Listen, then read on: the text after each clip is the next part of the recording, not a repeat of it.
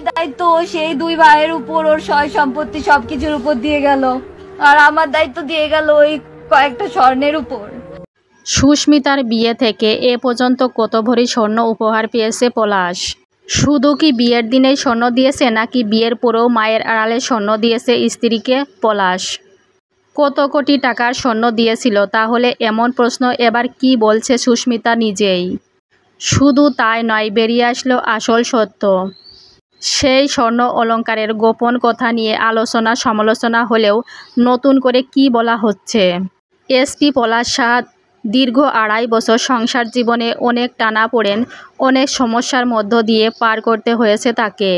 বিশেষ করে বউ শাশুড়ির যুদ্ধের মাঝখানে তিনি যেন অনেক বেশি নিরীহ হয়েছিলেন পলাশ। মা জন্ম দিয়েছে বিদায় মাকে কিছু বলতে পারেনি, আর বউকে ভালোবাসে বলে বউকে বুঝিয়ে গেছে সারাক্ষণ। আর এই দুজনের মাঝখান দিয়ে যখন মান অভিমানের পালা অনেক ভারী হয়ে যায়, ঠিক তার মাঝখান থেকেই যেন নিজেকে আড়াল করে নেয় পলাশ।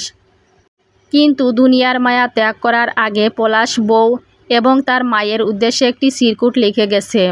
সেই চিরকুটে তিনি বলে গেছেন তার যাবতীয় স্বর্ণ অলংকার পাবে তার স্ত্রী, আর যাবতীয় স্বয়ং সম্পত্তি যা কিছু এসব আছে তা তার মায়ের জন্য রেখে গেছে। এদিকে চিরকুটে স্বর্ণ অলংকার নিয়ে সুস্মিতাকে প্রশ্ন করা হলে তিনি বলেন, আমার সমস্ত অলংকার আমার স্বামীই ছিল। আমার স্বামী যখন নেই আমি স্বর্ণ অলংকার দিয়ে কি করব? সে আবার দায়িত্ব ওইটুকু স্বর্ণের উপর দিয়ে গেল। আমি তো তার সাথে সারা জীবন সুখে শান্তিতে থাকতে চেয়েছিলাম, সে তো তার মায়ের দায়িত্ব তার 2 ভাইয়ের উপর দিয়ে গেল, আমার দায়িত্ব দিয়ে গেল ওই স্বর্ণের উপর। স্বর্ণ কি একটা মেয়ে সারা জীবনের দায়িত্ব নিতে পারে?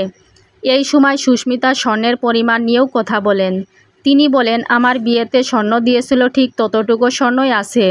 বিয়ের পর পলাশ তার মায়ের আড়ালে আমাকে কোনো স্বর্ণ কিনে দেয়নি। আমাদের বিয়ে হয়েছে 2.5 বছর হলো। আমাদের বিয়েতে অনেক ধুমধাম করে অনুষ্ঠান করে আয়োজন করা হয়েছিল।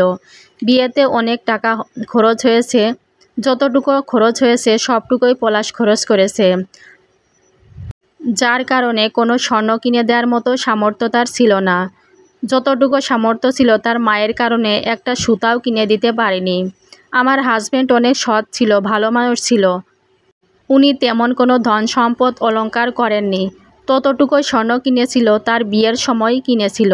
তবে বিয়েতে যে পরিমাণ স্বর্ণ দেওয়া হয়েছে সুস্মিতাকে তা টাকায় কনভার্ট করলে 13 থেকে 14 লক্ষ টাকার মতোই হবে। এদিকে স্বামী মারা যাবার পরেই ভেঙে পড়েছে সুস্মিতা। সুস্মিতা বলে তার স্বর্ণ অলংকারের প্রতি কোনো লোভ নেই, তার কাছে তার স্বামীই সব ছিল।